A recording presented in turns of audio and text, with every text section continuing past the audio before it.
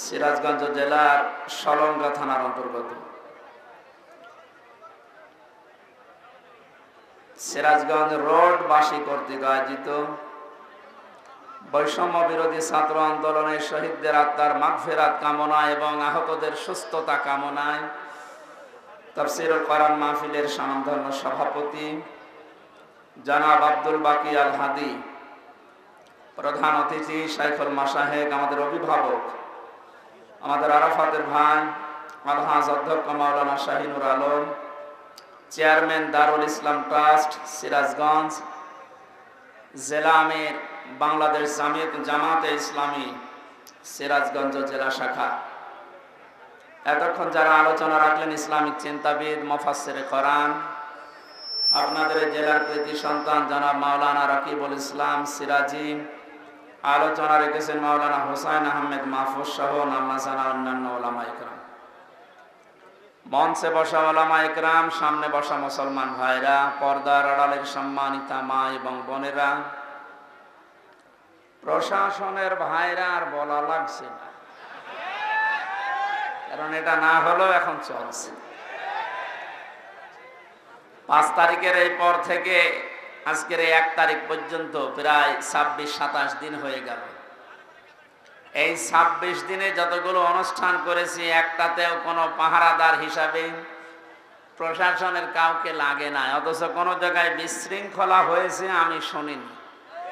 তার মানে এর আগে এই যে 14 জায়গায় পারমিশনের নামে যে বিরক্ত করা হতো আমাদের, এটা একটা ষড়যন্ত্র। কোরআনে কারীম যেন মানুষ শুনতে না পারে, এর কাছে আসতে না পারে, তার একটা দুর্বিসন্ধি চলছিল। ওইভাবে যদি বারবার বিরক্ত করা হয়, মানুষ আস্তে আস্তে কোরআনের পথ থেকে সরে যাবে। এ বুদ্ধি দিয়েছিল উনি যে বলছিলেন আমার কুষ্টিয়ার একজন, এই লোকটা। এই 15 বছর বহু বুদ্ধি দিয়েছে, তার ভেতরে এই লোকটা একজন। আল্লাহ ধরা শক্ত ধরা ধরেছে ওই রকম করে। সুতরাং প্রশাসনের ভাইরা যারা এসেছেন আজকে, সবাইকে নিয়ে আল্লাহর দরবারে শুকরিয়া জানাই, যিনি আমাদেরকে কোরআন শোনার জন্য একটা শান্ত পরিবেশ তৈরি করে দিলেন। যদিও এখন শান্ত থাকার কথা না, কারণ এখন বৃষ্টি কাদার সময়, কখন বৃষ্টি নেমে পড়ে বলা যায় না। আল্লাহ আমাদের কিছু সময় যেহেতু এ পরিবেশ ফিরিয়ে দিয়েছেন, বলেন আলহামদুলিল্লাহ। এখানে বহু গুরুত্বপূর্ণ মানুষ আছে, তারা যে সময়টা এখানে দিচ্ছে, এই সময়টা বাইরে দিলে দুনিয়ার কিছু সম্পদ তাদের উপায় হতো। কথা বলে না কেন? এই যে ডাক্তার যারা বসে আছে বিভিন্ন, এই ডাক্তারগুলো যদি এখন অপারেশন করত, ব্যবসায়িক কাজ যারা করে মোবাইলের মাধ্যমে, কম্পিউটারের মাধ্যমে, এরা যদি বাড়ি বসে বসে এখন এই সময়টা কাজে লাগাতো, বহু টাকা পয়সা উপায় করতে পারতো। কিন্তু এসেছে এই কারণে, কারণ এটা এখন সাধারণ অনুষ্ঠান না, এটা একটা ইবাদত। এটা কি চলছে বলেন তো? নিজের কর্মজীবন সব বাদ দিয়ে যদি নামাজ ইবাদত মনে করে আপনি যেতে পারেন 15 মিনিটের জন্য, এখানে 1 ঘন্টা সময় দিচ্ছেন, এইটাও নামাজের মতো ইবাদত। আফদালুল ইবাদাতি তিলাওয়াতুল কোরআন। নবীজি জানিয়েছেন যত নফল ইবাদত আছে, সবচাইতে উত্তম নফল ইবাদত আল্লাহর কাছে কোরআনের আলোচনা। বিশ্বনবী মসজিদে নববীতে প্রবেশ করলেন, একবার দেখলেন কিছু মানুষ জিকির করছে। বাম দিকে তাকিয়ে দেখলেন কিছু মানুষ আল্লাহর কোরআনে কারীম নিয়ে আলোচনা করছে। বললেন 2 দলই ভালো কাজে আছে, তবে সবচাইতে উত্তম কাজে আছে তারা যারা কোরআন নিয়ে ব্যস্ত আছে। আমার আল্লাহ আমাকে এই মুহূর্তে নির্দেশ দিয়েছে যে কোরআনে কারীম নিয়ে যারা আলোচনা করছে, আমি যেন শ্রোতা হয়ে ওই ময়দানে বসে পড়ি। সিরাজগঞ্জবাসী মুসলমান হিসাবে অবশ্যই উপলব্ধি করতে পারছেন যে অনুষ্ঠানের দাম এখন কত। নবীজি যদি এখন জীবিত থাকতেন আর এই সিরাজগঞ্জের এই গোল চত্বর দিয়ে যদি হেঁটে যেতেন, বিশ্বনবী নিজে কোরআনের সম্মানে এই ময়দানে এসে শ্রোতা হয়ে বসে পড়তেন। এরকম একটা জায়গায় আপনি বসে আছেন, মনে করবেন এই জায়গায় নবী বসতেন। জীবনের সর্বোচ্চ খুশি এখন আমরা, এই জন্য বলছি আলহামদুলিল্লাহ। বৈষম্য বিরোধী ছাত্র আন্দোলনের শহীদ, প্রথম শব্দটা লিখেছেন আপনারা, শহীদদের আত্মার মাগফিরাত কামনায়। এই যে শব্দটা অনেক দামি শব্দ। শহীদ এক যাকে তাকে বলা যায় না।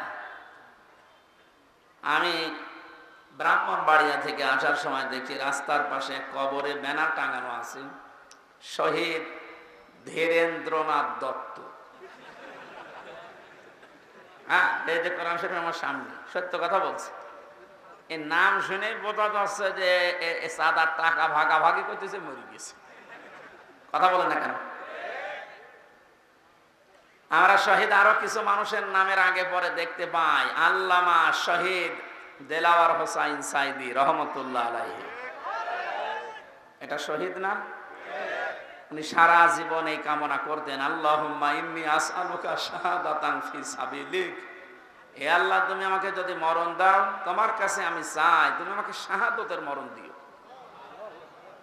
জেলখানার ভেতরে উনি কিন্তু ধুকে ধুকে মরে যেতে পারতেন, তারপরও শাহাদত পেতেন। কিন্তু এমন জায়গায় আল্লাহ নিয়ে তাকে জালেমদের হাতে মৃত্যু দিয়েছে, কেউ যেন দুনিয়ায় সন্দেহ করতে না পারে যে উনি এমনি মারা গেছে। উনি যে শহীদ এটা এখন বাস্তব প্রমাণিত। এর কয়েকটা প্রমাণের ভেতরে এক নম্বরে, উনি হাসপাতালে ঢোকার আগে যে হাসিটা দিয়েছিল, এটা কোনো রোগী মানুষের হাসি না। ওনাকে রোগী বানিয়ে মেরে ফেলা হবে এই কারণে ওখানে নিয়ে গেছে। সুতরাং শহীদ এই ব্যাপারে কথা বলতে হলে খুব হিসাব নিকাশ করে বলবেন। কোরআনে কারিমে আল্লাহ জানিয়েছেন, মুখ দিয়ে যেহেতু মানুষ কথা বলে, এই জন্য মুখের উপরে নোটিশ দিয়েছেন, এই মুখ দিয়ে কথা বলবি না। ওয়ালা তাকুলু লিমান ইউকতালু ফি সাবিলিল্লাহি আমওয়াত বাল আহইয়াউ ওয়ালাকিন লা তাশউরুন। সূরা বাকারার 154 নম্বর আয়াতে আছে, তাফসীরে ফি জিলালিল কোরআনের ব্যাখ্যা আছে, আমি শুধু সামারাইজ করে একটু অল্প বলছি। আল্লাহ পাক বলেন, মুখ দিয়ে কথা কখনোই বলবি না। শুধু একজন দুইজন না, তাকুলু বহু বচন। কেউ এ কথা জীবনেও বলবি না যে যারা শহীদ হয়েছে, যারা মারা গেছে। যদিও কয়েকদিন আগে কয়েকটা ভিডিও দেখছিলাম, আহলে হাদিস, আহলে কোরআন বিভিন্ন নাম নিয়ে তারা এ কথা বলতে চাচ্ছিল বা বলিয়েছিল যে শহীদ আবু সাইদ নিজে বুক পেতে আত্মহত্যা করেছে, শহীদ হয়নি। আমি গতকালকে আবু সাইদের কবর দেখে আসলাম, কত বর্ষ দিন। সিরাজগঞ্জবাসী, শুধু আপনাদেরকে না, রেকর্ড হচ্ছে এটা, তামাম দুনিয়ার মানুষকে বলছি, শহীদদের ব্যাপারে কথা বলতে হলে হিসাব করে বলবেন। কারণ আল্লাহ নিজে এটা মুখের উপরে নোটিশ জারি করে দিয়েছেন, কথা বলা যাবে না। বাল আহইয়া, আল্লাহ বলেন ওরা জীবিত। ওরা কি? ওয়ালাকিন লা তাশউরুন, কিন্তু তোমরা টের পাও না। শহীদ আবু সাইদের এই আত্মদান, জীবন দানের মাধ্যমে যত মানুষ উদ্বুদ্ধ হয়েছে, যার কারণে আজ এখানে বসে আমরা কথা বলতে পারছি। আপনি কি মনে করেন ময়দানটা এত সহজ না? আজকের এই অনুষ্ঠানের জন্য কারো পারমিশন লাগে নাই, অথচ 5 তারিখের আগে অনুষ্ঠান করতে 14 জায়গায় বলা লাগতো। যাদের সাথে ঘৃণায় কথা বলা যায় না, মানুষ মনে করা যায় না, এই মানুষের কাছেও বলা লাগতো, ভাই একটু লিখে দেন। কথা বলে না কেন? আমি কেন বললাম যে ঘৃণা লাগতো ওদের সাথে কথা বলতে? আমি এমনি বলি নাই। কোরআনে কারীম জানিয়েছে, ইন্নাল্লাযীনা কাফারু মিন আহলিল কিতাবি ওয়াল মুশরিকিনা ফি নারি জাহান্নামা খালিদিনা ফিহা উলাইকা হুম শাররুল বারিয়া। এই আয়াতের ভেতরে আল্লাহ যে কথা জানিয়েছেন, নিশ্চয় যারা কিতাব পেয়েছে, আমরা যারা মুসলমান কিতাব পেয়েছি না পাইনি? আমাদের কিতাবের নাম বলেন। ইহুদিরা দাবি করে ওরাও কিতাব পেয়েছে, তাওরাত। খ্রিস্টানরা দাবি করে ওরাও কিতাব পেয়েছে, ইনজিল। 104 খানা সহিফা কিতাব মিলিয়ে আল্লাহ পৃথিবীতে দিলেন। এই জন্য যারা কিতাব পেয়েছে এই কিতাব পাওয়ার পরে যে মানুষগুলো কুফরি করে, তার মানে কিতাবের কথা জানার পরও গোপন করে রাখে। মুশরিক যারা এই পৃথিবীতে, এই মানুষগুলো জাহান্নামে থাকবে চিরকাল।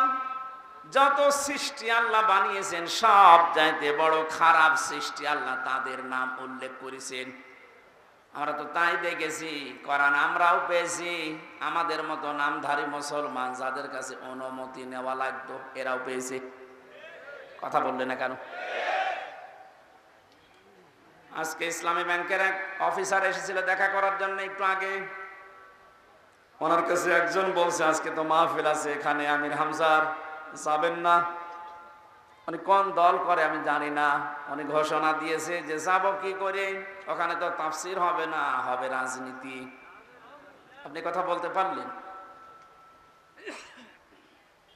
আমি কোরআনে মানুষ উল্টা পাল্টা ধারণা করবে আমার কথা শোনার পরে, জন্য আমি আয়াত, পারা, পৃষ্ঠা, লাইন, রুকু, সূরার নাম, তাফসীরের নাম সব বলে দেই, যে আপনি বাড়িতে মিলিয়ে দেখেন আমার কথা কোরআন হাদিসের বাইরে যায় কিনা।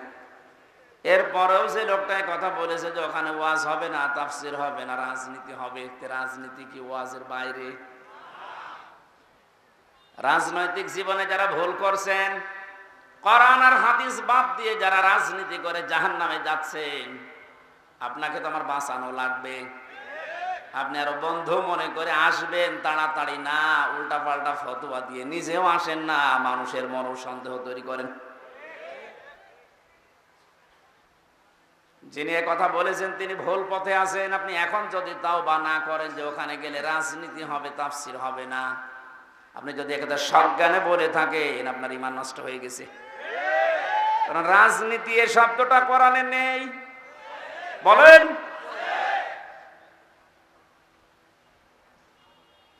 শুধু তাসবিহ আদায় করার জন্যে, শুধুমাত্র নামাজ পড়ার জন্যে, জিকির করার জন্যে যদি আল্লাহ আমাদেরকে বানাতেন, তাহলে পুরা কোরআন শরীফে প্রায় 9 জায়গায় কথাটা আছে, সাব্বাহা লিল্লাহি মা ফিস সামাওয়াতি ওয়া মা ফিল আরদ। আসমান আর জমিনে যা আছে সব সৃষ্টিগুলো আমি আল্লাহর তাসবিহ আদায় করছে। কিন্তু মানুষকে সৃষ্টি করার পরে তারাও তাসবিহ আদায় করছে, কথা আল্লাহ কোরআনে দেয়নি। মানুষকে আল্লাহ কেন দিয়েছেন এই পৃথিবীতে? ইন্নী জাইলুন ফিল আরদি খলিফা, অবশ্যই জমিনে আমি প্রতিনিধি পাঠাবো, খলিফা। কি পাঠাবো? বলেন বলেন। কেন সৃষ্টি জগতের নাম বললেন? যে জমিন আসমানে যা আছে সবাই আল্লাহর তাসবিহ পড়ছে, আর মানুষ বানানোর আগেই তিনি বললেন আমি জমিনে পাঠিয়েছি খলিফা। এই আয়াত দুইটা সামনে রাখলে বোঝা যায় মানুষকে জিকির করার জন্য, তাসবিহ পড়ার জন্য আল্লাহ বানায়নি, আল্লাহ বানিয়েছে প্রতিনিধি হিসাবে। আপনি প্রতিনিধি হিসাবে যদি এসে থাকেন, আপনার যদি ওই যোগ্যতা না থাকে, তাহলে প্রতিনিধি আপনাকে অবশ্যই নির্বাচিত করা লাগবে। কথা বলেন এখানে, এটা প্রতিনিধি নির্বাচিত করা লাগে। আল্লাহ যেটা করে দেখিয়েছেন, এই এদিকে তাকান, এই নির্বাচিত, নির্বাচন, এই শব্দগুলো কোরআনে কারিম থেকে নেওয়া। আল্লাহ পাক বলেন হুয়াজতাবাকুম ওয়া মা জাআলা আলাইকুম ফিদ্দীনি মিন হারাজ। তিনি আল্লাহ যিনি তোমাদেরকে নির্বাচিত করেছেন। কি করেছেন? নির্বাচিত কখন করা হয়? যখন নির্বাচন হয়। 15 বছর তো নির্বাচনই হয়নি, তো নির্বাচিত কিভাবে হলো? তার মানে যারা ছিল সব অনির্বাচিত। নির্বাচিত যেন করা যায় সেজন্যই তো ফিল্ড লাগবে। সমান সমান ফিল্ড না হলে আপনি নির্বাচিত করবেন কি করে? আমিরে জামাত ডাক্তার শফিকুর রহমান এইটাই তো জানাতে যাচ্ছে জাতির কাছে, যে যারা দায়িত্বে আছে তাদেরকে একটু সময় দেন, তারা এই ফিল্ডটা তৈরি করে দিক। এটা ছিল না বলেই তো আপনি আন্দাজে অনির্বাচিত, নির্বাচিত বলে আপনি ঘোষণা দিতেন। ফিল্ড যদি তৈরি না হয়, আপনি তো আবার ওইভাবে দিনের ভোট রাতে করে বলবেন আমিও নির্বাচিত। 4-5 দিন আগে এদেরকে দিয়ে একটা ষড়যন্ত্র চলছিল। নির্বাহী আদেশের মাধ্যমে আইন মন্ত্রণালয় থেকে যারা দায়িত্বে আছে, বিনা ভোটে, বিনা নির্বাচনে 900 ভোটে যে মানুষগুলো আন্দাজে নির্বাচিত হয়েছি বলে ঘোষণা দিয়েছিল, একবারে উপজেলা চেয়ারম্যান, মেয়র সব বাদ দিয়ে দিয়েছে। ওই মানুষগুলো শুরু করেছিল, না আমরা তো নির্বাচিত। কিসের নির্বাচিত? তোমাকে ফের তৈরি করেছিলে। আমার তো মনে হয় এদেরকে যারা সাহায্য সহযোগিতা করেছে এই ভোটে দাঁড়ানোর মাধ্যমে নাম দিয়ে, এরাও অপরাধী, কারণ এরা নির্বাচিত করতে দেয়নি। এজন্য এ দলও আছে, ও দলও আছে, সব দিকে আছে। জাতীয় পার্টির নাম ধরে বলছি, এদের শাস্তি আরো বেশি হওয়া দরকার। কেউ রাজি হয় না, আর তুমি আগে আগে চলে গেলে মানে। আল্লাহ বলছেন হুয়া জিতাবাকুম, তিনি নির্বাচিত করেন। নির্বাচন না হলে উনি নির্বাচিত করবে কি করে? আর নির্বাচিত করার জন্য আল্লাহ প্রতিনিধিদের মাধ্যমে এটা তৈরি করেছেন। আমরা এখন নির্বাচিত করব কাদের, সেই কথা আল্লাহ কোরআনে দিয়েছেন। আমার নিজেরও মনে হচ্ছে যা বলছি সবই তো রাজনীতি। আসলে এইটাই রাজনীতি। আপনি যেটা করতেন কোরআন হাদিস বাদ দিয়ে, ওটা দুর্নীতি। আর আমি কোরআন দিয়ে যেটা প্রমাণ দিয়ে বলছি আপনাকে বাঁচানোর জন্য, এইটাই আসল রাজনীতি। কাকে নির্বাচিত করবেন? কোরআনে কারীম জানিয়েছে সূরা নিসা 5 নম্বর পারার 6 নম্বর পৃষ্ঠার 9 নম্বর লাইনের 59 নম্বর আয়াতে আছে, প্রথম অংশে পাবেন।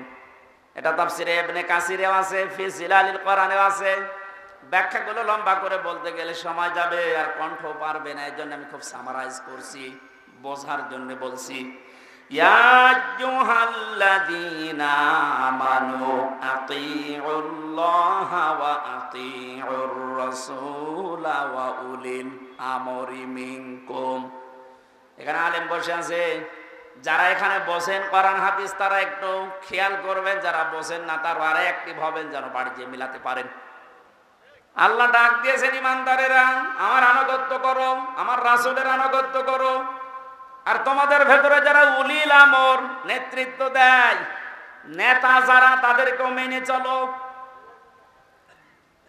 প্রশ্ন আমার এখানে, আতিউ এটা ফেল, ভার্ব, এটা ক্রিয়া। এই শব্দটা আল্লাহ নিজের নামে, রাসূলের নামে দিয়েছেন, কিন্তু উলিল আমরের আগে দেয়নি। এই কথা বলেন না কেন? শুধু জি বলা না, এটা নিয়ে যাওয়া লাগবে একটা বাড়িতে। তাহলে ওই যেই লোক ইসলামী ব্যাংকের অফিসারের কাছে বলেছে যেখানে রাজনীতি হবে, ও জীবনের কথা বলবে না। আতিউ শব্দটা আল্লাহ নিজের নামে, রাসূলের নামে দিলেন, উলিল আমরের আগে দেয়নি। কেন দেয়নি? কারণ আল্লাহ রাসূলকে মানা লাগবে, কোনো প্রশ্ন করা যাবে না। কথা বলেন না কেন? কিন্তু উলিল আমর যদি মেনে চলতে হয়, যেহেতু ওনারা, আল্লাহকে তো আপনি এখানে পাচ্ছেন না, রাসূলকে পেয়েছিলেন কিন্তু এখন নেই, কিয়ামত পর্যন্ত তো উনি আসবেনও না, কিন্তু উলিল আমর তো আসবে। এই জন্য উলিল আমরকে যদি আপনি মেনে চলতে চান, দেখতে হবে উপরে বর্ণিত এই দুইটা আছে কিনা, আল্লাহ রাসূলকে ওই লোকটা মেনে চলে কিনা। আপনি যাকে নেতা মানবেন, যার নেতৃত্বে চলবেন, যাকে আপনি নির্বাচিত করবেন, আমি এই শব্দগুলো কি বানাচ্ছি? হুয়া জিতাবাকুম, এ জিতেবা মানে নির্বাচিত করা। নির্বাচন না হলে নির্বাচিত করা যায় না। আল্লাহ তাহলে নির্বাচনের মাধ্যমে নির্বাচিত করেছেন আমাদেরকে। কোটি কোটি মানুষেরা উম্মত হওয়ার জন্য আশা পেশ করেছিল, আকাঙ্ক্ষা, কিন্তু আল্লাহ তাদের বাছাই করেনি। আল্লাহ শুধু আমাদের মতো মানুষগুলোকে উম্মতে মুহাম্মদী নির্বাচিত করেছেন। সুবহানাল্লাহ বলতে পারেন? মুসা নবীর মতো, ঈসা নবীর মতো এত বড় পাওয়ারফুল নবীরা আকাঙ্ক্ষা করেছিল যে আমরা নবী হয়েছি ভালো, কিন্তু নবী না হয়ে যদি মুহাম্মদুর রাসূলুল্লাহর উম্মত হতে পারতাম তারপরও ভালো হতো। আল্লাহ বলেন না? একজনেরটা কবুল হয়েছিল হযরত ঈসার, এজন্য তিনি আসবেন দুনিয়ায় আবার নবী হয়ে না, উম্মত হয়ে। মুসা নবীর মতো এত বড় নবীর দোয়া কবুল আল্লাহ করেননি যে না তোমারটা হবে না। আপনি টের পাচ্ছেন যে নির্বাচিত হয়ে আমরা কত দামি জায়গায় আছি। বাংলার মুসলমানেরা আজকে এই ওয়াজটা যদি আপনি বাড়ি নিয়ে যেতে না পারেন, এরকম ওয়াজ 1 বছর পরে একদিন না, প্রতিদিন 24 ঘন্টা হলেও আপনার কোনো কাজ হবে না। এই জন্য আতিউ শব্দটা আল্লাহ দেওয়ার কারণে আল্লাহ রসুলকে মানতে গিয়ে আপনি কোনো প্রশ্ন করতে পারবেন না, বুঝে আসুক আর না আসুক। হয়তো আপনার স্বল্প জ্ঞানে বুঝে আসছে না, কথা বলেন না কেন? তা আল্লাহ আপনার চাইতে ভালো বোঝে না, বোঝে না? কিন্তু উলিল আমর যারা, এদেরকে মানতে হলে মাস্ট বি, অবশ্যই দেখা লাগবে লোকটা আল্লাহ রসুলকে মেনে চলে কিনা। যদি মেনে চলে তাকে মানা ফরজ, যদি মেনে না চলে তাকে মানা হারাম। হযরতে সাদ ইবনে আব্দুল্লাহ ইবনে সাদ রাদিয়াল্লাহু তাআলা আনহু বিবাহ করার পরে খোরমা বিলি করলেন, মিষ্টি বা খোরমা খেজুর। মোনাজাত কমপ্লিট হয়ে গেছে, বিয়ে শেষ, বাসর ঘরে যাবেন। হঠাৎ করে এক কাসেদ চিঠি নিয়ে এসেছে, ডাক দিয়ে বলে, আব্দুল্লাহ খলিফাতুল মুসলিমিন হযরত ওমর চিঠিটা পাঠিয়েছে। উনি চিঠি খুললেন, ওখানে লেখা দেখলেন, ও আব্দুল্লাহ, যেখানে থাকো আমি রাষ্ট্রের দায়িত্বে আছি। ওমর, আমি তোমার উলিল আমর বলছি, আমি তোমার উলিল আমর বলছি, যেখানে থাকো চিঠি পাওয়ার পরে সঙ্গে সঙ্গে দেখা করো, তোমার জিহাদের ময়দানে পাঠাবো। উনি মুরব্বীদেরকে জিজ্ঞাসা করলেন, মুরব্বীরা বলে, হ্যাঁ আপনি যান, কিন্তু বাসরটা শেষ করেন। হযরত আব্দুল্লাহ ওই মজলিসে উঠে দাঁড়িয়ে কোরআনের কয়েকটা আয়াত পড়ে তাদেরকে জানিয়েছিলেন, ইয়া আইয়ুহাল্লাযীনা আমানু মা লাকুম ইযা ক্বিলা লাকুম ইনফিরু ফি সাবিলিল্লাহি সাকালতুম ইলাল আরদ আরাদিতুম বিল হায়াতিদ দুনিয়া মিনাল আখিরাহ ফামা মাতাউল হায়াতিদ দুনিয়া ফিল আখিরাতি ইল্লা কলিল। সূরা তাওবার ভেতরে আছে, আমি শব্দটা বোঝানোর জন্য আয়াতটা পড়লাম, খুব ভালো করে মিলান। তিনি মুরব্বীদেরকে বললেন, হে আমার মুরব্বীরা, আমার মাথার তাজ, আপনারা সম্মান করি আপনাদের। আল্লাহ কি ডাক দিলেন আমাকে? এই মানুষ না, উনি হচ্ছে উলিল আমর। কেন? হযরত ওমর যেহেতু আল্লাহ রসুলকে মেনে চলে, এজন্য ওমরকে মানা এই মুহূর্তে ফরজ। কথা বুঝলেন? আজ আমাদের বাস্তবতা যদি আমরা এভাবে মিলাতে পারতাম যে আল্লাহ রসুলকে যে মেনে চলে আমরা তাকে নির্বাচিত করব, আল্লাহ রসুলকে যে মেনে চলে না, ও আমার বাবা হলে ওকে আমি নির্বাচিত করব না। কারণ এটা দুনিয়ার বিষয় না, এটা সম্পর্ক আখিরাতের সাথে। নয়তো আমি ধরা খাবো। আপনি যে ধরা খাবেন তার প্রমাণ কি? সূরা বানী ইসরাইল 15 নম্বর পারা 8 নম্বর পৃষ্ঠা 3 নম্বর লাইনের 72 নম্বর আয়াতের প্রথম অংশে আছে। বাড়িতে মিলাবেন যদি বিশ্বাস না হয়। আবার ওই লোকের মতো আবার বললেন না যে না আজকে রাজনীতি হচ্ছে। ইয়াউমা নাদউ কুল্লা উনাসিম বিইমামিহিম। আল্লাহ পাক বলেন, কিয়ামতের দিন আমি প্রতিটি মানুষকে বিচারের দ্বিতীয় স্টেপে, প্রথম স্টেপে ডাকবে একা একা, আর দ্বিতীয় স্টেপে প্রতিটি মানুষকে আল্লাহ ডাক দেবে তার নেতার সাথে। কার সাথে? আগে নেতা, এরপরে কর্মী। এটা রেকর্ড হয়ে সারা বাংলাদেশে কালকে ছড়িয়ে যাবে। 18 কোটি মানুষের দায়িত্ব নিয়ে এখন আমি বলছি, কান খাড়া করেন দেশের মানুষেরা। কোরআনের চোখ, হাদিসের চোখ লাগিয়ে দেখতে পাচ্ছি আপনি জাহান্নামে যাচ্ছেন। আপনার নিজের বিবেকের কাছে বলেন তো, কিয়ামতে প্রতিটি মানুষকে আল্লাহ যেহেতু তার নেতার সাথে তুলবে, যেই নেতার আদর্শ আপনি মেনে চলেন, যাকে নির্বাচিত করবেন বলে আপনি ভোট দেওয়ার সিদ্ধান্ত নিচ্ছেন, আপনি নিজে থেকেই বলেন ওই লোকটা যদি কিয়ামতে আপনার সামনে দাঁড়ায়, আপনি তার পেছনে। আল্লাহ তো আগে ওকে দেখবে, এরপর আপনাকে। আপনার কি মনে হয় ওর যা অবস্থা, ওর যা চরিত্র, ওর যা সুরত সিরাত, ওরে দেখলে আল্লাহ মাফ করবে বলে মনে হয়? দেখলেন? বলছেন না তো, এখনই ধরা খাবে।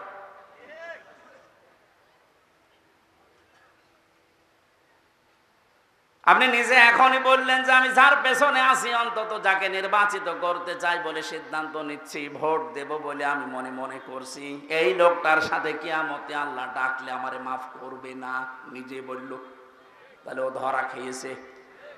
কেটা বললো গো? হাত তোলেন তো। আপনি আপনি যেন ধরা না খান, এই জন্যই তো আয়োজন। রাজনীতি মনে করে আপনি আসলেনই না, আপনি তো ধরা আরো বেশি খাবেন। পাগলকে যদি বলা হয় নৌকা নাড়াবি না, ও বলে আমার মনে ছিল না। আরে ভাই, আমি তো আজকে কবরের ওয়াজ করবো বলে এসেছিলাম, আপনি কি মনে করে দিলেন? মনে যখন করেই দিয়েছেন, আপনাকেও বাঁচাতে হবে, আমারও বাঁচতে হবে। এই জন্য উলিল আমর মানার ক্ষেত্রে খুব সতর্ক। এটা দুনিয়ার বিষয় না, এটা রাজনীতি মনে করবেন না, এটা আপনার আখিরাত জড়িত। আল্লাহ, তুমি আমাকে যেভাবে বুঝিয়েছো কোরআনে কারীম, সবাইকে ওই সহজ ভাবে বোঝার তৌফিক দাও। তাহলে নির্বাচিত এই শব্দটা কোরআনে আছে না নেই? তিনি নির্বাচিত করেন তোমাদেরকে তার দ্বীনের জন্য, এবং দ্বীনের উপরে চলতে গিয়ে যত বাধা আছে সব বাধাগুলো আল্লাহ নিজের থেকে দূর করে দেন। এই হুয়ার ফাইল আল্লাহ নিজে। জেলামির সাহেব যেটা ইঙ্গিত দিয়েছিলেন যে অনেকের ইমান এই 15 বছরে প্রায় নড়বড়ে হয়ে গিয়েছিল, এটা জেলখানার অন্ত প্রকোষ্ঠে থাকলে আরো বেশি হয়ে যায় অনেকের। আমারও প্রায় কি হচ্ছে, এত কিছু হয়ে গেল, কিছুই করেন আল্লাহ। আল্লাহ বলেন দ্বীনের উপরে যদি সত্য সত্যই টিকে থাকতে পারো, যত বাধা বিপত্তি ঝড় ঝাপটা আসবে আল্লাহ নিজে ওইটা দূর করে দেবে। এটা যে আল্লাহ নিজে দূর করে দিয়েছে। আমরা অনেকে মনে করছি ছাত্রদের কারণে, না, আল্লাহ নিজে দায়িত্ব নিয়ে এ পাথর সরিয়েছে। ছাড়া এ পাথর সরানোর জন্য শুধু ছাত্ররা না, আল্লাহ যদি নিজে দয়া না করতো কখনো এ জালেম পালাইতো না। ওর মনের ভেতরে আল্লাহ এত ভয় তৈরি করে দিয়েছে, দলীয় লোকগুলোকে বইলে যাবে সে সময়ও পায়নি। মাঝখান থেকে এই পাগলরা এখন বিপদে আছে। আমার মনে হচ্ছে পাগলগুলো বেশি অত্যাচার করেছিল এই যে হারুন আঙ্কেল। হারুন আঙ্কেল, ওনার নাম এখন সারা পৃথিবীতে জানে, 3 ইঞ্চি। কি নাম দিয়েছে! মহিলারাও 3 ইঞ্চির খবর নেই, মেয়ে লোক সেও বলে 3 ইঞ্চি, ধরা পড়েছে। 5 তারিখের পর থেকে আজকের এই 31 তারিখ পার হয়ে আজকের 1 তারিখ পর্যন্ত বারবার ঘোষণা দেখেছে আমাদের অভিভাবক যিনি, শুধু বাংলাদেশের না, গোটা পৃথিবীর ইসলামী আন্দোলনের অভিভাবক তিনি এখন ডাক্তার শফিকুর রহমান। দূর থেকে উল্টাপাল্টা ধারণা করতে পারেন যে কি এমন উনি জেনারেল শিক্ষিত একটা ডাক্তার। আরে ভাই, তার ইখলাস জানেন, তার তাকওয়া জানেন, তার ইবাদতের খবর জানেন। আমি ছিলাম তার সাথে 4টা দিন। আমার তো মাঝে মাঝে মনে হয় পৃথিবীতে কেউ যদি জিন্দা ওলি দেখতে চায়, ওই আস্তালায়, গাছতলায়, বসতলায় যারা বসে আছে বটতলায়, ওরা আল্লাহর ওলি না। আল্লাহর ওলি দেখতে চাইলে আপনি ওই লোকটার দিকে তাকিয়ে থাকবেন, ওটা জিন্দা ওলি। তার ইবাদতের মারটা আপনি খোঁজ পাবেন না। এই যে সকাল বেলায় এই 65 বছরের একটা মুরব্বী মানুষ, সকাল বলতে রাত 4:30টার সময় ডাক দেয়। ওই সময় হাতে হ্যান্ডকাপ দিয়ে, পায়ে বেড়ি দিয়ে কোর্টে নিয়ে যাচ্ছে। তবে 1-2 কিলোমিটার না, এই কাশিমপুর থেকে একেবারে কোর্ট পর্যন্ত যাওয়া আসা করতে প্রায় 7-8 ঘন্টা সময় লেগে যায়। এত কষ্ট স্বীকার করে রাত 8টা, 9টা, 10টার সময় ওনারে নিয়ে আসতো। ওনার যেন দেরি হয়, যেন ওনার কষ্ট হয়। ঘরে আসার পরে দেখতাম, বলতাম, মুরব্বী খাবার খাবেন না, ঘুমিয়ে পড়েন। আমার বলছে, হামজা ঘুমাও। যত পাশেই ছিলাম মাঝে মাঝে জিজ্ঞাসা করতাম যে এত কষ্ট করে আসলেন, ঘুমাবেন না? আমারে বলছে, ঘুমাও, আমি এখন কিছু সময় আল্লাহর জিকির করব, দরুদ শরীফ পড়ব।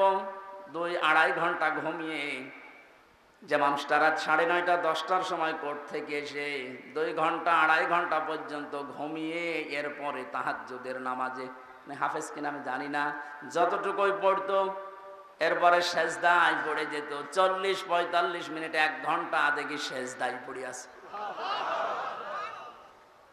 ভোর পর্যন্ত যার সাদা দাড়িগুলো, সাদা চুল সব সাদা হয়ে গেছে, টপ টপ করে পানি পড়তো, শুধু হাত তুলে সেজদার পরে বসে আছে।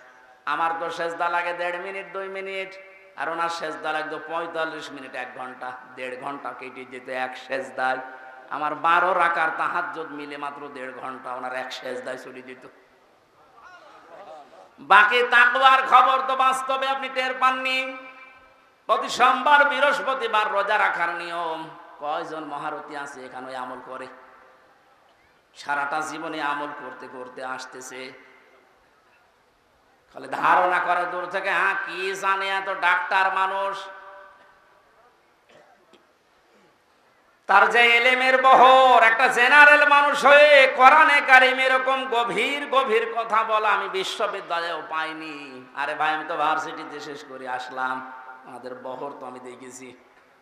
ডাক্তার মানুষের কাছে থেকে কোরআনে কারিমের শব্দের এত গভীরে যেতে পারতেন আমি দেখেছি বাস্তবে, যে জীবনে ওই রকম কথা আমি কোনোদিন শুনি নাই।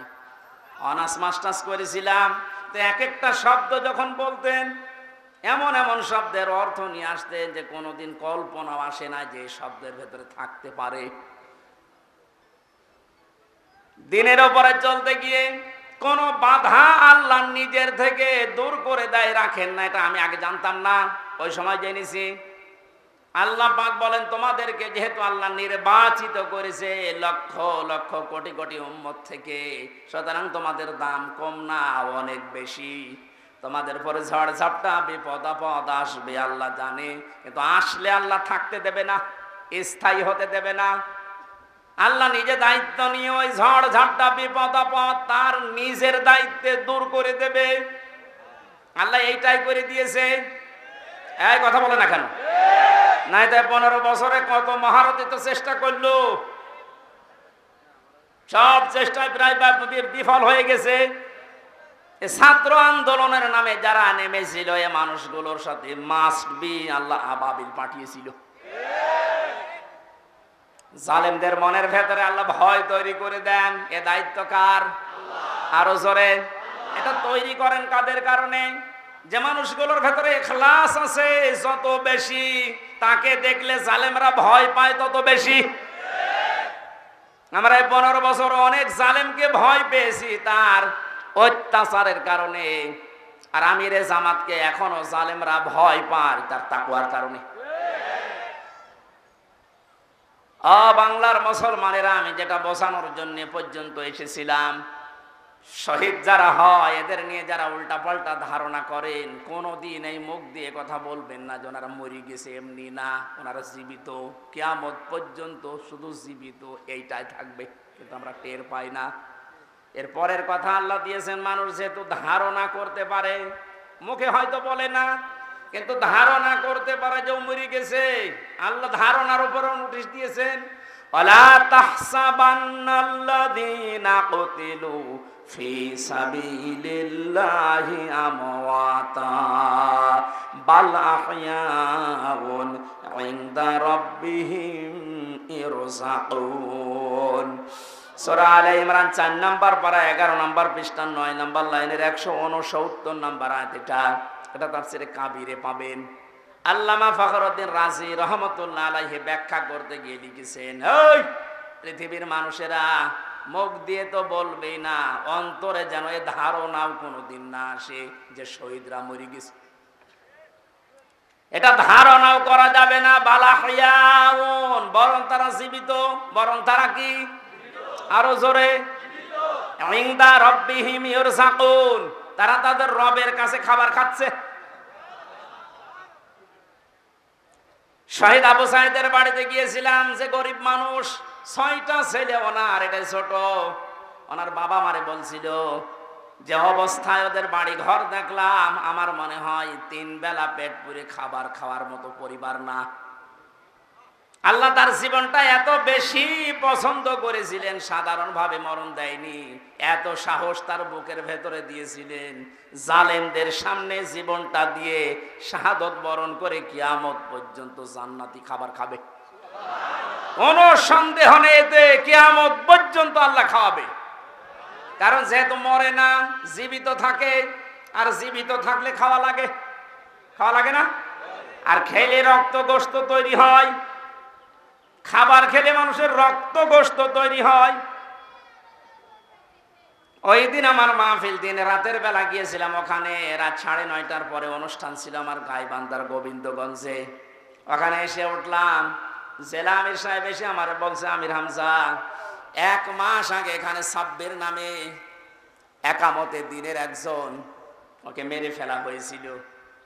1 মাস পরে ওর কবর খুঁড়ে কবর ভেঙে গেছে বৃষ্টিতে, দেখলাম ওর কবরের ভেতর থেকে তাজা রক্ত পাওয়া যাচ্ছে। সিরাজগঞ্জবাসী, আল্লাহর কসম করে বলছি, কোরআনের আয়াত আমি 100% বিশ্বাস করি। শাহাদত বরণ করলে সত্যি এরা কিন্তু মরে না, এরা জীবিত। আর জেগে থাকলে যেহেতু খাওয়া লাগে, আর খেলে মানুষের রক্ত গোশত চর্বি চামড়া তৈরি হয়। 1 মাস পরে এই জন্য কবর ভেঙে যাওয়ার পরে দেখা যাচ্ছে ওর রক্ত টাটকা রক্ত। তার মানে আল্লাহ 1 মাস তাকে না খাওয়িয়ে রাখে নাই। না খাওয়িয়ে রাখলে তো পাওয়া যেত না। কথা বলেন না কেন? একটা বাস্তব, আর একটা প্রমাণ দিচ্ছি, হাদিস।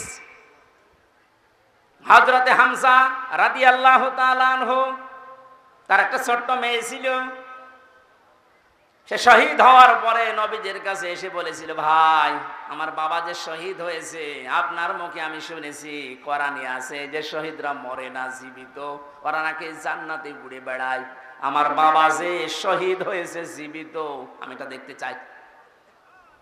নবীজি বললেন, বোন আমার, কি করে দেখাবো এখানে তোমাকে? হঠাৎ করে ছোট মেয়েটা আকাশের দিকে তাকিয়ে বলছে, আব্বু আমি এখানে। নবীজি বলছেন, বোন কাকে ডাক দাও?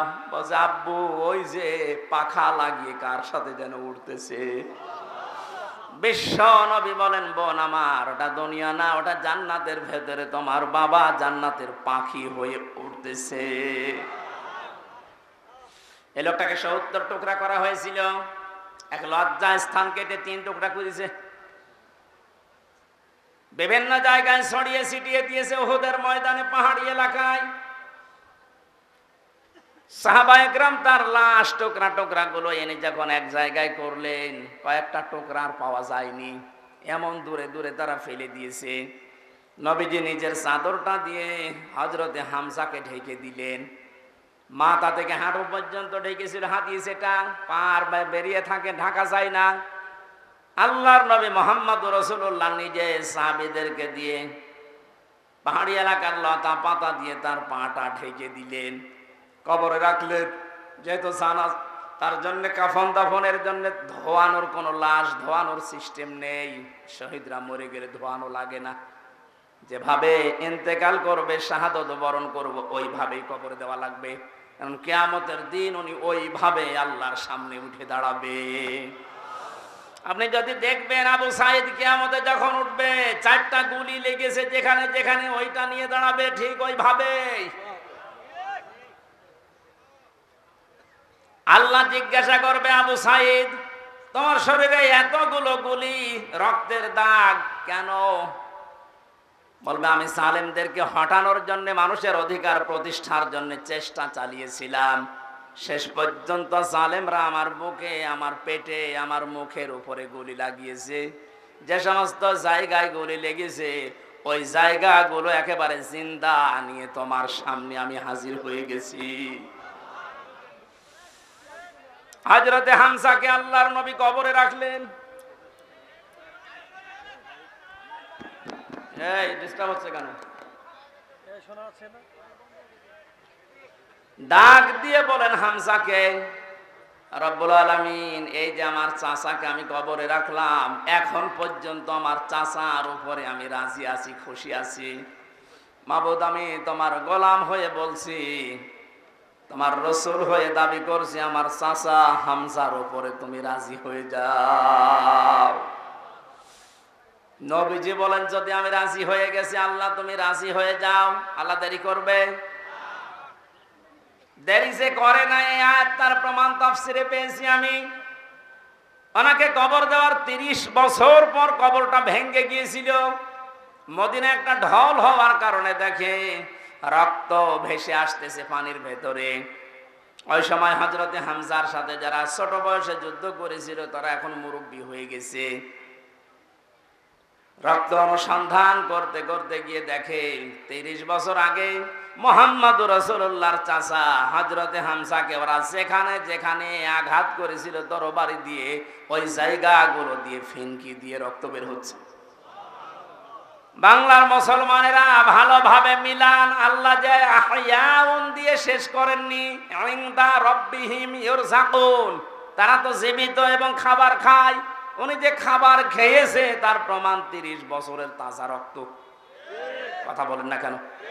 এই জন্য কোনোদিন এই ধারণা করবেন না যে যারা শহীদ হয়ে গেল এরা মরে গেছে, বলবেন তো নাই, ধারণা করা যাবে না।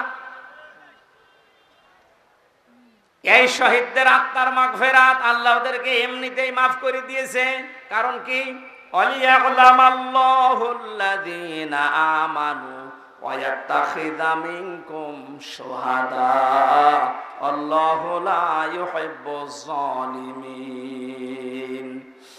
রব্বুল আলামিন বলেন, কিছু মানুষকে আমি সাধারণভাবে মরণ দিতে চাই না। যার ঈমান এবং যার অ্যাক্টিভিটিস কাজকর্ম আমার কাছে পছন্দ হয়, ওই মানুষটাকে আমি আল্লাহ শাহাদতের মরণ দিয়ে ধন্য করে দেই। আর জেনে রাখো আয়াতের শেষের কথা, আল্লাহু লা ইউহিব্বুজ জালিমিন, কোন জালেমকে আমি ভালোবাসছি না, বাসবো না। এটা মোজারে বর্তমান ভবিষ্যৎ, প্রেজেন্ট ফিউচার। এই জন্য জালেম যারা, তাদের কপাল বড় খারাপ। আপনার দুনিয়াও শেষ, আখিরাত তো শেষই। আমি দোয়া করলেও হবে না জালেমদের জন্য, কারণ আল্লাহু লা ইয়াহদিল কওমাজ জালিমিন, জালেমদেরকে আল্লাহ হেদায়েত দিচ্ছে না, দেবে না। আমরা আর যাই করে যেন জালেম হয়ে না যায়। এই শব্দটা যেহেতু খুব গুরুত্বপূর্ণ, জালেম। আজ অনেক জালেম বিদায় নেওয়ার পরে এখন অনেকে নব্য জালেম হওয়ার জন্য চেষ্টা চালাচ্ছে। গতকালকে চুয়াডাঙ্গার একটা খবর শুনলাম, আমি কোরআনের আয়াতের সাথে মিলিয়ে আশ্চর্য হয়ে গেছি। জালেম বিদায় নিল, এ জালেম আসলো কোত্থেকে? সূরা বাকারার 114 নম্বর আয়াতটা। এই এদিকে তাকান। ওমান আযলামু মিম্মান মানাআ মাসাজিদাল্লাহি আইয়ুযকারা ফীহা ইসমুহু ওয়া সাআ ফী খারাবিহা ইলা আখির আয়াত। ওরা কোরআনে কারীম থেকে দার্স দিচ্ছিল, এক জালেম এসে বলছে এটা বন্ধ করো, এটা মসজিদের ভেতরে রাজনীতি চলবে না। আমি মিলিয়ে দেখলাম কোরআনে কারিমের আয়াত আল্লাহ মনে হয় ওর নাম দিয়েই নাযিল করেছে। আমান আসলাম, আল্লাহ বলেন বড় জালেম দেখতে চাও? আমি আল্লাহর দৃষ্টিতে সবচাইতে বড় জালেম ওই লোকটা, মিম্মাম মানা মাসাজিদ আল্লাহ, যে লোকটা আল্লাহর মসজিদের ভেতরে নিষেধ করে, আইয়ুযকারা ফীহা ইসমুহু, তার নামের জিকির করতে, তার নামের আলোচনা করতে আল্লাহর ঘর মসজিদে যারা নিষেধ করে এরা আল্লাহর দৃষ্টিতে বড় জালেম। আমরা মনে করছি জালেম হয়তো বিদায় হয়ে গেছে, না, এখনো নব্য জালেম তৈরি হচ্ছে। এই জন্য জালেম যদি কেউ হয়ে থাকেন, বুঝে হন আর না বুঝে হন, থামেন, আপনার কপালে আগুন লাগবে।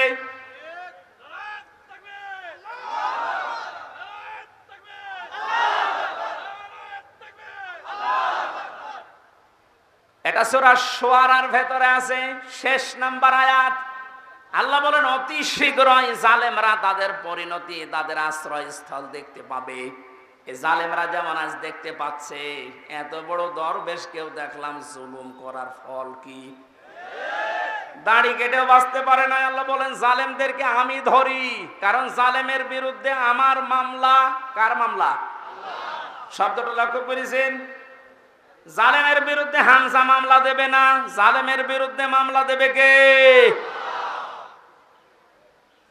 ডাক্তার শফিকুর রহমান আজকেও ঘোষণা দিয়েছে কুষ্টিয়ায় যে আমরা সবাইকে সাধারণ ক্ষমা করে দিলাম, কিন্তু যে পরিবারগুলো অত্যাচারিত হয়েছে তারা যদি এখন অত্যাচারের প্রতিশোধ নিতে গিয়ে কিছু করে, ওইটার জন্য আমরা দায়ী না।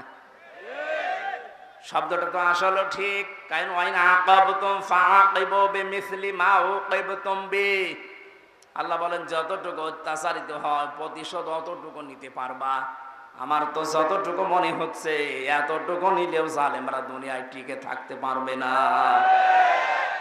আপনাকে ব্যারিস্টার আরমানের মতো 8 বছর যদি মাটির নিচে ওই কবরের ভেতরে রাখা যায়, আপনি যত বড় জালেম হন এমনি মরে যাবেন। আল্লাহ তো বলেছে যতটুকু করেছে অতটুকু করো, আপনি পারবেন?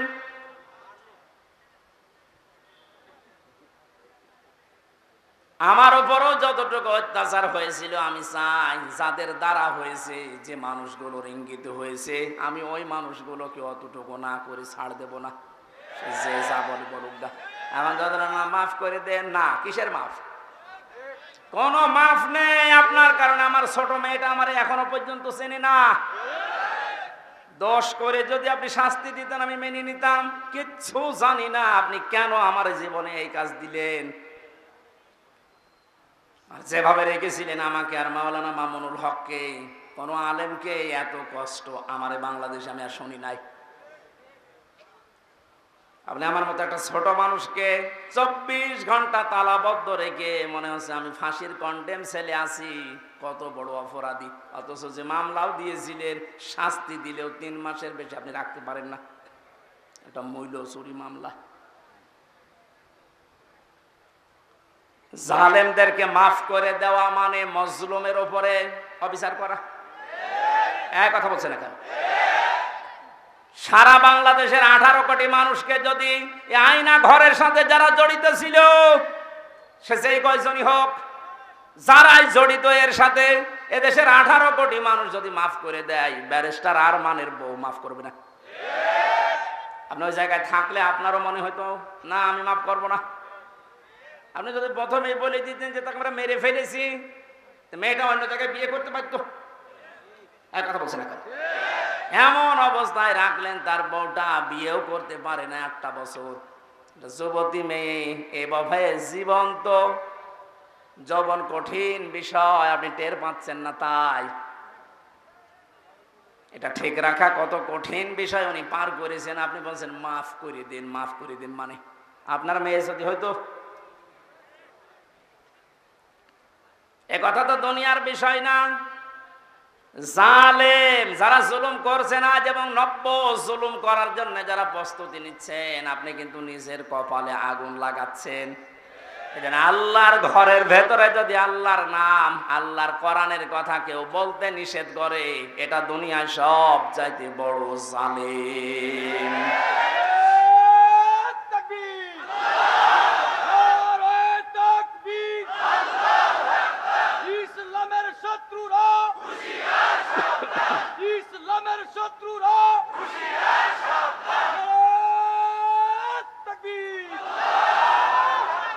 এবার একটা কঠিন আয়াত বলছি, খুব ভয়ঙ্কর এটা। আমি যে জালেম জালেম জালেম বলছি বারবার, কেন জানেন? কারণ জালেমদের বিরুদ্ধে আল্লাহ নিজে অভিযোগ দায়ের করবেন, নিজে মামলা ঠুকে দেবেন। ইন্নামাস সাবিলু আলাল্লাযীনা ইয়াযলিমুনান নাস। সূরা শুরার 42 নম্বর আয়াত প্রথম অংশে আছে, আল্লাহ পাক বলেন অবশ্যই আমি আল্লাহ নিজে মামলা দেব জালেমের বিরুদ্ধে, যারা মানুষ হয়ে মানুষের উপরে জুলুম করেছে, অত্যাচার করেছে। এজন্য বাংলার জালেমেরা আপনার দুনিয়ার জীবন শেষ, আর আখিরাত তো আপনি আল্লাহর মামলার আসামি। যিনি বিচারপতি, যিনি রায় দেবেন, তিনি যদি মামলার বাদী হয়, তা আপনি তো একেবারে সরাসরি খালাস পেয়ে যাবেন। বলেন না কেন? আমার মামলার যারা আসামি, যারা বাদী ছিল, যারা আমার মামলার যারা বাদী ছিল, তারা টাকা পয়সা বহু খেয়েছে আকিস গ্রুপের কাছ থেকে। গত পরশু দিন আকিসের মালিক আমারে বলছে, হুজুর আপনাকে আমরা চাকরি দিয়েছিলাম আমাদের মসজিদের খতিব হিসাবে, ওই শয়তানরা আপনাকে পেছে ফেলে আমাদের কাছে কয়েক কোটি টাকা 5 তারিখের আগ পর্যন্ত নিয়েছে। যদি 5 তারিখ না আসতো ওরা এখনো টাকা নিত। আমার মামলার আয়ু যেই লোকটা মেজানুর রহমান, টেকের হাটে বাড়ি, আমার মনে হয় ওরে পেলে পিটিয়ে মানুষ জনগণ মেরে ফেলবে। আর বাকিগুলোর নাম একবার বলেছিলাম ওই কুষ্টিয়ার এক মাহফিলে, তারা পরের দিন বলছে হুজুর আর নাম বললেন না, কিছু হলে কিন্তু আমরা মারা পড়ি যাব। কেমন ভয় আছে জালেমরা দেখেন। তবে এই যে লোকটা, এই লোকটা 5 তারিখের আগের দিন 4 তারিখ রাত্রে টাকা নিয়েছে, এই মামলার আয়ুটা ও এখন নাই থেমে গেছে। আমার মনে হয় 5 তারিখ বাংলাদেশে না আসলে ও শয়তান এখনো টাকা নিত।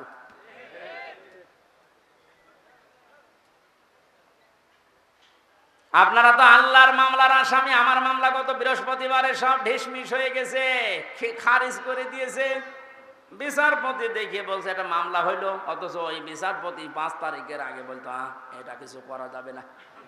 5 তারিখের পরে এখন এই বৃহস্পতিবারে ও নিজে দেখিয়ে বলছে কি বিচার করব, কোনো মাল নেই। অনেক নিজে পড়ে পড়ে দেখছে, বলছে কোনো মাল ম্যাটারেস নেই, কি দেখে বিচার করব, যা সব বাদ, আমাদের সবাইকে খালাস দিয়ে দিয়েছে। এই যে খালাসি যখন দিয়ে দেবেন, 3 বছর আপনি বিনা কারণে জেল খাটালেন, কোন কারণে? খালাস দেওয়া মানে কি কোনো অপরাধ নেই, কোনো দোষ আমরা পাইনি নাকি? খালাস দেওয়া মানে তো এই, তাহলে দোষ তো আমার নেই, আপনি নিজেই প্রমাণ করে দিলেন। বিনা কারণে যে 3টা বছর নষ্ট করলেন।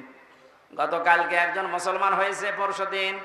আমার মনে হয় 3টা বছরে যদি আমি বাইরে থাকতাম, এই 20 সালের আগ পর্যন্ত 53 জন মানুষ মুসলমান হয়েছিল কোরআন শোনার পর। বের হয়ে একজন হয়ে গেল। 3 বছর থাকলে আমার মনে হয় এখনো পর্যন্ত 50 জনের উপরে মানুষকে আমি জান্নাতে নিতে পারতাম। আপনি সুযোগ থেকে বঞ্চিত করে দিলেন। এজন্য জালেম যারা, তারা হামজার মামলার আসামি না। হামজার মামলার আসামি তো হবে নেই, কিয়ামতে আমি না পাপ করলে আপনি জান্নাত যেতে পারবেন না। আর সবচাইতে বড় দুঃখ আপনার জন্য, আপনি আল্লাহর মামলার আসামি। আল্লাহ আমাদের হেফাজত করুন জালেম হওয়া থেকে, বলেন আমিন। আমিরে জামাত শুধু একবার একটু ইঙ্গিত দিয়েছে, এক জালিমের হাত থেকে মুক্তি পেয়েছি, আর কোন জালিম যেন আমাদের মাথার উপরে বসতে না পারে। আর অনেকের এখন দেখছি চুলকানি আরম্ভ হয়ে গেছে। কোন কারণ আপনার চুলকানি আসবে? আপনি কি জালেম? তার মানে ঠাকুর ঘরে কে রে? আমি তো কলা খাই। অনেকে আপনার নাম বলে বলেছে, বলেন কোন কারণে নিজের দিকে টেনে নেন?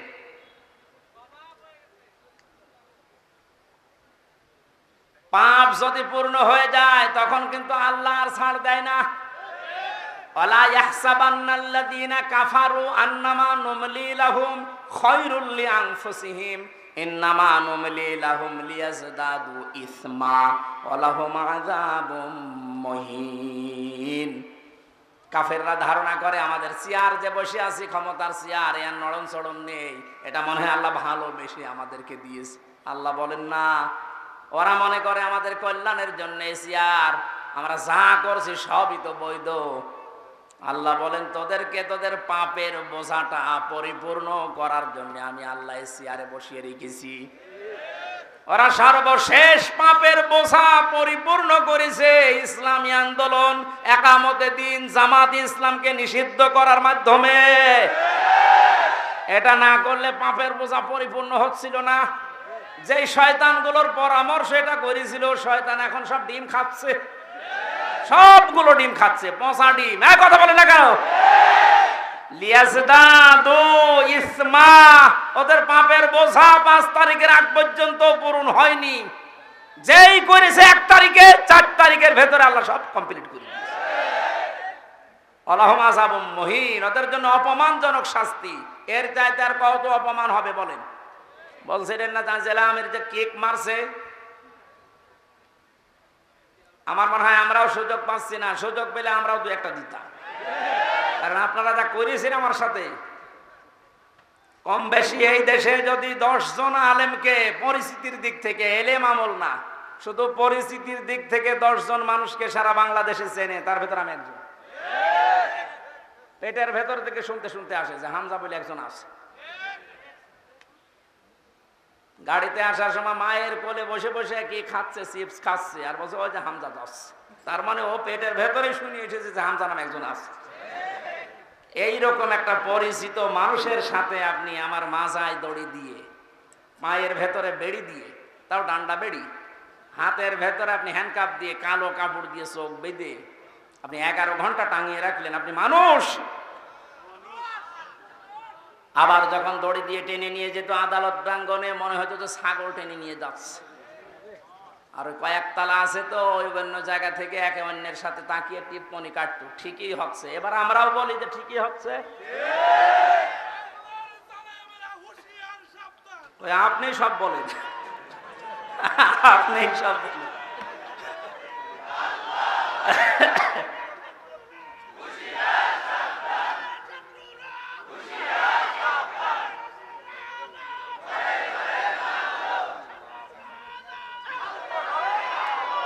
আলহামদুলিল্লাহ ভাই,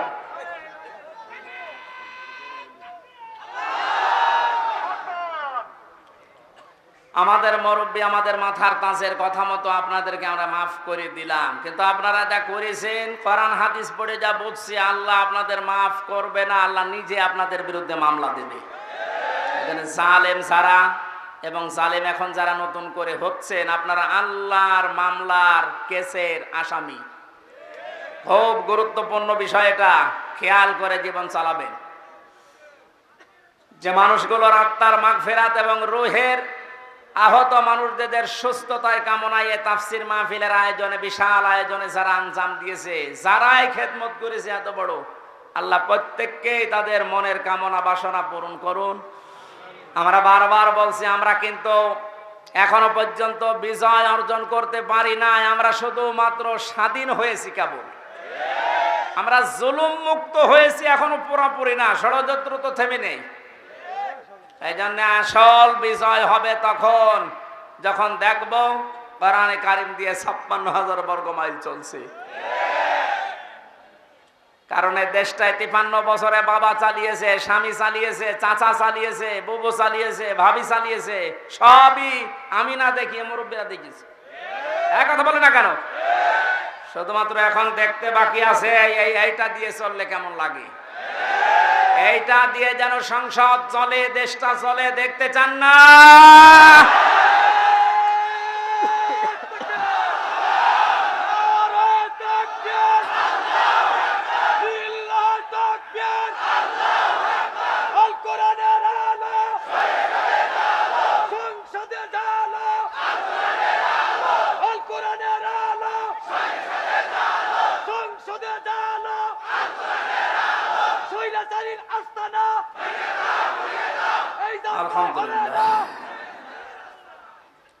অনেককে এখন এই নতুন একটা পায়তারা আজ 2 দিন থেকে শুনছি আরম্ভ করেছে যে ইসলাম যদি যায়, এরা ভুলভাল আপনাদেরকে বোঝাচ্ছে, যদি ইসলাম যায় মেয়েরা আপনারা কিন্তু আবার ঘরবন্দি হয়ে যাবেন।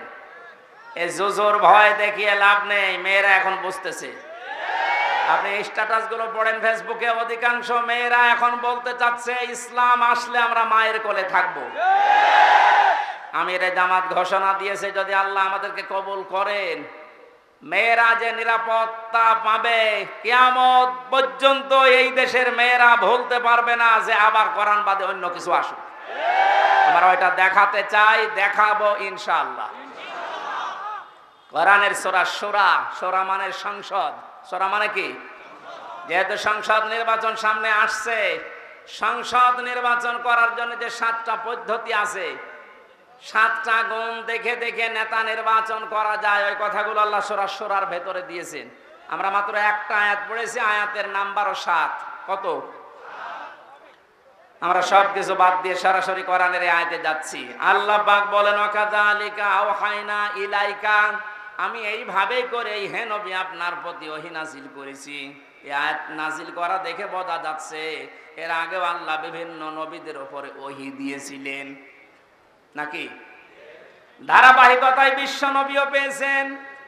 আল্লাহর নবীকে আল্লাহ যেটা দিলেন কোরআনান আরাবিয়্যা, নবীকে যে আল্লাহ ওহী দিয়েছেন তার নাম আরবি কোরআন। কি কোরআন? এই ভাষাটা যেহেতু আমাদের মাতৃভাষা না, এই জন্য আমাদের কাছে একটু কঠিন লাগে, কিন্তু পৃথিবীতে সবচাইতে সহজ ভাষা আল্লাহ জানিয়েছেন আরবি ভাষা। ওহী যেহেতু কোরআনে কারীম আরবি ভাষায় এসেছে, মুসলমানেরা আমাদেরকে এখন ইমানের দাবি অনুযায়ী আরবি ভাষায় শুদ্ধ করে কোরআন শিখতেই হবে, মাস্ট বি। আমি অনেক পীর সাহেবের মুরিদ, অনেক ইসলামী আন্দোলনের ভাইদেরকেও দেখেছি কোরআনে কারিমের কাছে যে ওরা দুর্বল। শুদ্ধ করে কোরআন পড়া বোঝার যে সিস্টেমগুলো চালু আছে, এটা 100 ভাগ এখন আমাদের ফলো করা লাগবে। আমি যতটুকু দেখতেছি প্র্যাকটিক্যাল লাইফে, যে রিপোর্টগুলো পূরণ করা হয়, প্রতিদিন 3 আয়াত 5 আয়াত 10 আয়াত আপনি যা পড়বেন, শুদ্ধ করে পড়বেন, বুঝবেন এবং এটা লিখে রাখবেন। এই সিস্টেম যদি কেউ 4 মাস 6 মাস 1 বছর পালন করতে পারে, আস্তে আস্তে তার শুদ্ধ হয়ে যাবে। আর এটা হওয়ার জন্য দেশে একটা বিশ্ববিদ্যালয় আছে, তার নাম জামাতে ইসলামী। আমি অন্য কোন জায়গায় এসে সিলেবাসটা পাইনি। আপনি যা যা করেছেন সবগুলো পয়েন্ট আকারে ওখানে লেখা লাগে।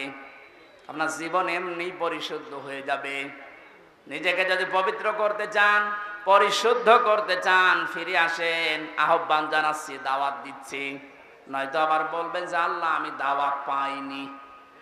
এই জন্য দাওয়াত দিয়ে দিলাম। যদি বিশ্ববিদ্যালয়ে পড়ার ইচ্ছা থাকে, আপনি মূর্খ মানুষ হন, অসুবিধা নেই। বিশ্ববিদ্যালয়ে যদি পড়াশোনা করার মন মানসিকতা থাকে, ইচ্ছা থাকে, বাংলাদেশ জামাতে ইসলামীতে আপনি যোগ দিয়ে পড়া দেখবেন বিশ্ববিদ্যালয়ের মতো। আপনার জীবন ঠিক ওই ধাঁচে গড়ে তুলবে। একটা মানুষ সব দিক থেকে পারদর্শী হয়, অথচ লোকটা দেখেন ডাক্তার। আজকে কুষ্টিয়াতে ভাষণ দেওয়ার সময় তিনি উদাহরণ দিচ্ছিলেন, উনি কিন্তু একটা সার্জন ডাক্তার, অপারেশন করতেন। তার মানে ডাক্তারি লাইনে উনি সর্বোচ্চ। কোরআনে কারিমের লাইনে তো আমি নিজে দেখেছি তার জ্ঞানের বহর এবং শুদ্ধ। হাদিসের লাইনে উনি পাণ্ডিত্য অর্জন করেছে অনেক আমাদের মতো হাজারো আলেমের চাইতেও বেশি। ইংরেজিতে বক্তব্য দিচ্ছে, অনেকে আছে ইংরেজি বক্তব্য দূরের কথা, ইংরেজির নাম শুনলে ভয় পায়। কথা বলছে না কেন? চারিদিক থেকে জ্ঞান অর্জন করার জন্য লোকটাকে যে জায়গা থেকে তুলে নিয়ে এসেছিল আল্লাহ, ওখানে যদি এতদিন থাকতেন বড় নাস্তিক হয়ে যেতেন ইনুর মতো। সেখান থেকে আল্লাহ তুলে এনে কত বড় দায়িত্ব দিয়েছে তার মাথার উপরে। এই জন্য এই বিশ্ববিদ্যালয়ে আপনিও ভর্তি হতে পারেন, এখনো সুযোগ সময় আছে। আপনাকে আমরা জান্নাতে নিয়ে যেতে চাই বিশ্ববিদ্যালয়ে ভর্তি হওয়ার মাধ্যমে। সাফ কথা বলছি, জীবনে গুনাহগার যদি হয়ে থাকেন, গুনাহ অল্প স্বল্প যায় থাক, যদি একামতের দিন কায়েম করা লাগবে দিন, এই আন্দোলনের সাথে একনিষ্ঠভাবে ইখলাসের সাথে লেগে থাকতে পারেন, আমি কোরআন হাতে নিয়ে গ্যারান্টি দিতে পারি আল্লাহ আপনাকে জাহান্নামে দেবে না। সূরা সফের আয়াত। আবার বলছি, ইসলামী আন্দোলন যদি দুনিয়ায় করেন, একামতের দিন কায়েম করার জন্য ইখলাসের সাথে অ্যাক্টিভিটিস নিয়ে যদি ময়দানে থাকেন, কায়েম হলে ভালো, না হলেও আপনার অসুবিধা নেই। আপনাকে আল্লাহ জাহান্নামে দেবে না, হ্যাঁ জান্নাতেও দেবে না কয়েকটা কারণে। তার ভেতরে 1 নাম্বার, আপনি যদি মা বাবার সাথে বিয়াদবি করে থাকেন জান্নাত পাবেন না। আর এই বিশ্ববিদ্যালয়ে আসলে মা বাবার সাথে বিয়াদবি করার কোনো রাস্তা খোলা নেই।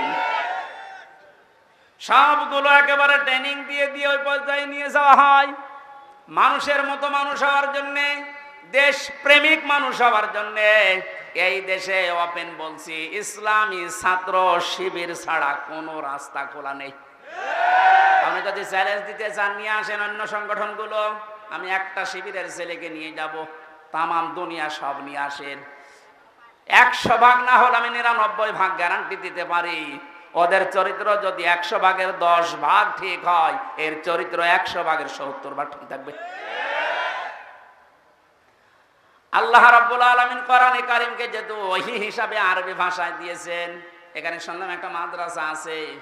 আমি যে বাড়িতে ছিলাম তিনি বলছিলেন আপনাদের একটা সুযোগ আছে, আল্লাহর এই ওহীকে শিক্ষা করার জন্য এরকম মাদ্রাসায় আপনি ভর্তি হয়ে যান, যে বয়সে থাকেন। কোরআন শুদ্ধ করা ছাড়া, কোরআন পড়া ছাড়া আল্লাহর নিকটবর্তী হওয়া যাবে না। ইমাম মালিক বলেছিলেন, মাবুদ তোমার প্রিয় হওয়া যায় কিভাবে? 100 বার তিনি আল্লাহকে স্বপ্ন দেখে একই কথা বলেছিলেন যে তোমার প্রিয় হওয়া যায় কি করে? আল্লাহ পাক বলেন, ইমাম মালিক কোরআন পড়ো, কোরআন পড়ো। উনি বারবার প্রশ্ন করতেন, আল্লাহ বুঝে পড়বো না বুঝে পড়বো? আল্লাহ পাক বারবার জবাব দিয়েছেন, বুঝে পড়ো না বুঝে পড়ো, শুদ্ধ করে পড়ো, তার তিলের সাথে পড়ো, আমি আল্লাহর প্রিয় পাত্র হয়ে যাবে। যেন আমরা যেহেতু মালিকের প্রিয় হতে চাই, যেন আমাদের শুদ্ধ করে মাস্ট বিয়েটা পড়া শেখাই লাগবে।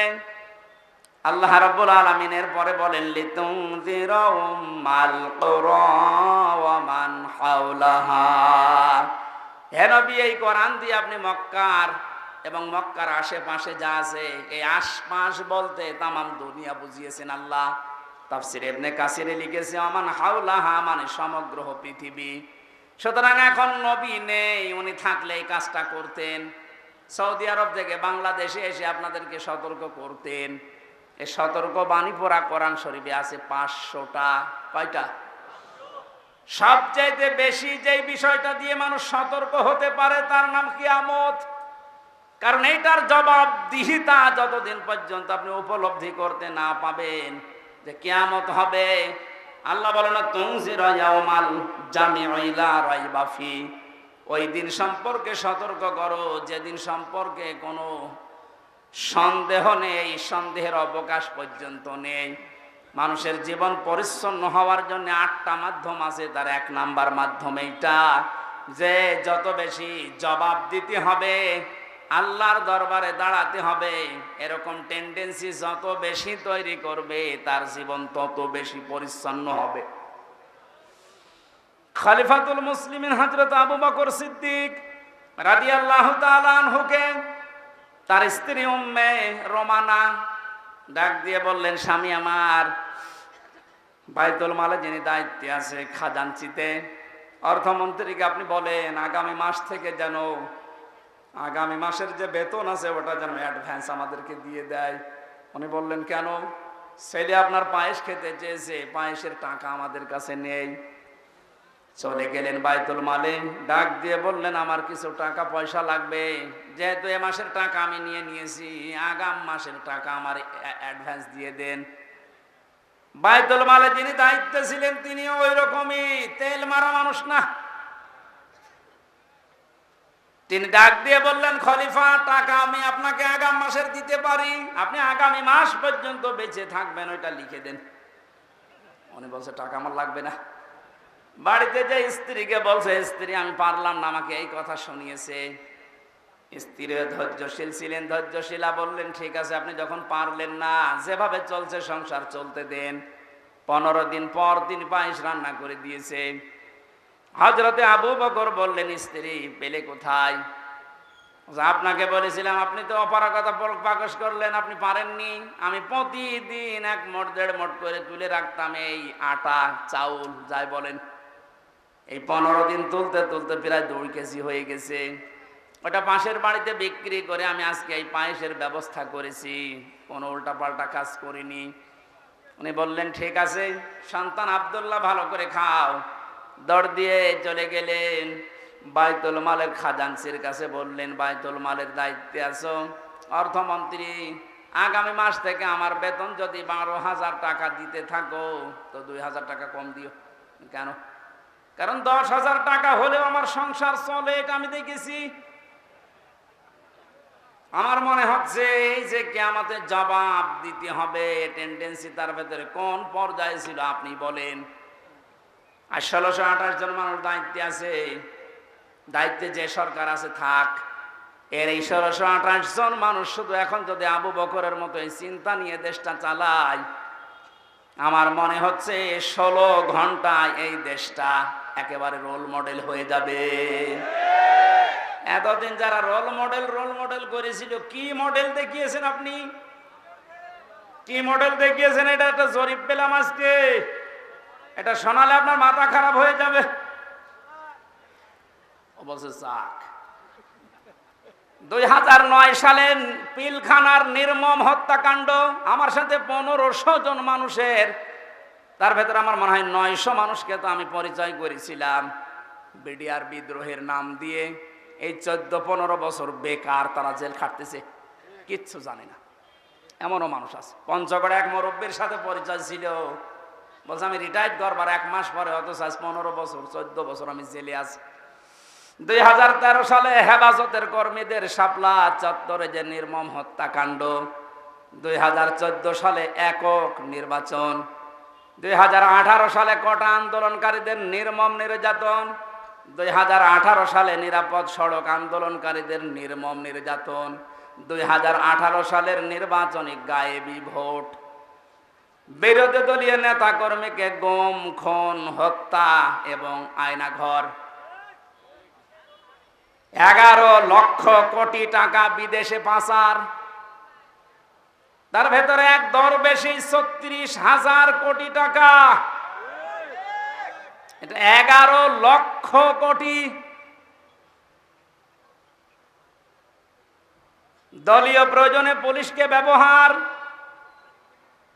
বাক স্বাধীনতা কেড়ে নেওয়া, সর্বশেষ 2024 সালে কোটা আন্দোলনের নামে গণহত্যা। এর একটা অস্বীকার করতে পারবেন? আমি দেয়নি, বিবিসি দিয়েছে জরিপটা।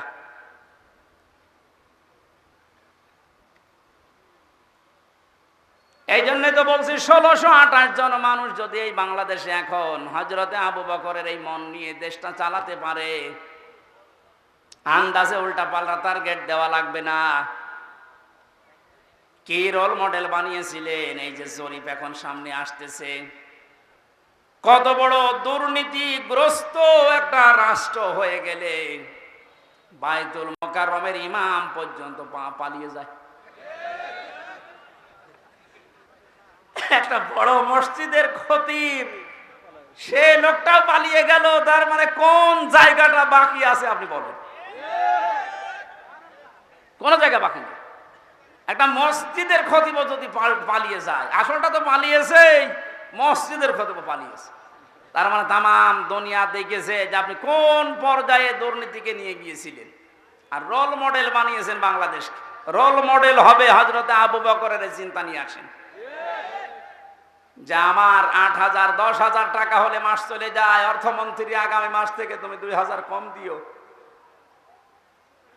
কিয়ামতে জবাব দিতে হবে। বিশ্বাস যত বেশি তৈরি হবে, আপনার জীবন পরিচ্ছন্ন হবে। ফারিকুন ফিল জান্নাতি ওয়া ফারিকুন ফিস সাঈর।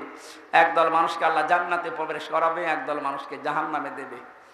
সুতরাং যাদেরকে জান্নাতে দেওয়ার ঘোষণা দিচ্ছেন, আল্লাহ যেন এই দলে শামিল হওয়ার তৌফিক দেন। আমিন, আল্লাহুম্মা আমিন। লা ইলাহা ইল্লা আনতা সুবহানাক ইন্নী কুনতু মিনাজ জালিমিন। ও মাবুদ, কোরআনে কারীমের কথাগুলো শোনার জন্য মানুষগুলো এত পাগল, এদের উপরে তোমার খাস রহমত নাজিল করে আল্লাহ। এই আয়োজনে যদি খুশি হয়ে সব দিয়ে থাকো, আমাদের নবীজির রওজায় পৌঁছিয়ে দাও। তামাম দুনিয়ার মাঠের নিচে যত মানুষ ঘুমিয়ে গেল, আল্লাহ মাফ করে দাও। যে সমস্ত শহীদদের আত্মার মাগফিরাত এবং অসুস্থ মানুষদের সুস্থতায় কামনায় এই মাহফিলের আয়োজন, আল্লাহ তুমি সব দেখতে পাচ্ছ, সব শুনতে পাচ্ছ। ওদেরকে তুমি শাহাদাতের উচ্চ মর্যাদা দান করো। আহতদের তুমি শেফায়ে কামেলা জেলা নসিব করে দাও। এ বাংলাদেশে আমরা স্বপ্ন দেখি কোরআন দিয়ে চলবে। আল্লাহ, আমাদের কোনো স্বপ্ন নেই। এটা আমাদের রাজনীতিও না, এটা তোমার নীতি।